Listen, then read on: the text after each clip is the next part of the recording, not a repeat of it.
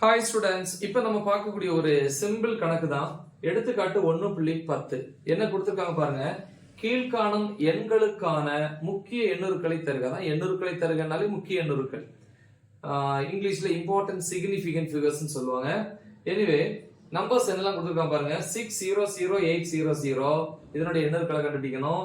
ரெண்டாவது 400, மூணாவது 0.007, நாலாவது வந்து பாத்தீங்கன்னா 5213.0, ஐந்தாவது 2.65 into 10^24 மீட்டர், ஆறாவது 0.0006032. நம்ம நிறைய விதிகளை படிச்சிருக்கோம். கொடுத்துக்கூடிய எல்லா நம்பரும், அதாவது சுழி இல்லாத அனைத்து எண்களும் முக்கிய எண்ணுருக்கள்.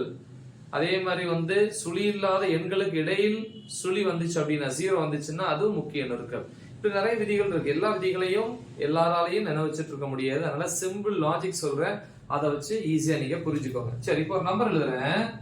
600 ஒரு நம்பர் இருக்கு.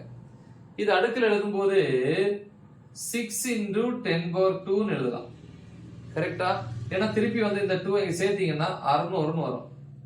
இருக்கிறது இப்படி மாத்தினா திருப்பி அப்படி வரணும்.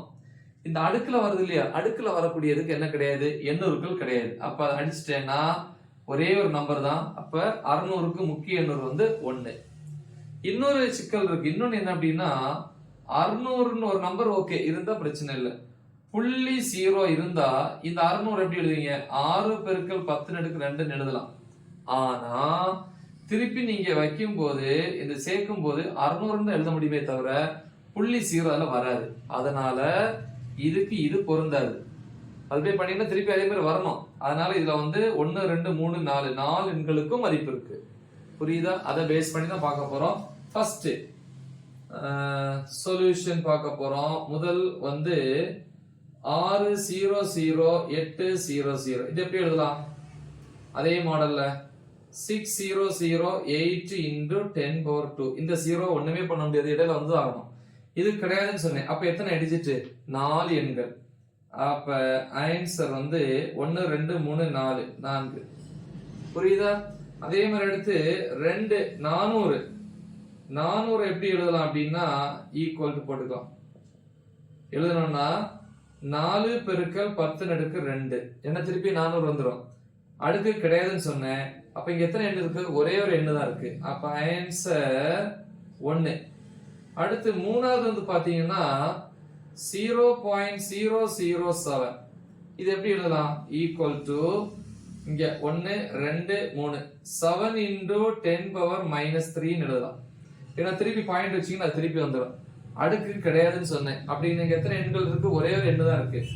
அப்ப ஆன்சர் வந்து 1.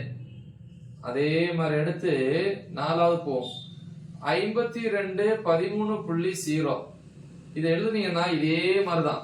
5213 அப்படியே வச்சுக்கலாம், அல்லது 52.13 × 10^2 எழுதலாம். ஆனா திருப்பி வச்சீங்கன்னா அந்த 0.0 வராது. பாருங்க, 52.13 × 10^2. திருப்பி இந்த 2 பாயிண்ட் தள்ளீங்கன்னா 52.13 தான் வரும். கரெக்டா? ஆனா புள்ளி கூட வச்சுக்கலாம்.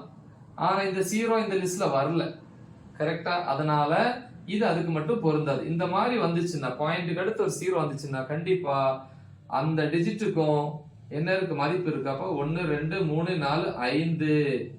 அப்ப ஆன்சர் வந்து 5 எண்கள். அப்புறம் அடுத்து ஐந்தாவது பாருங்க, 2.65 into 10^24 மீட்டர். பாத்தீங்களா?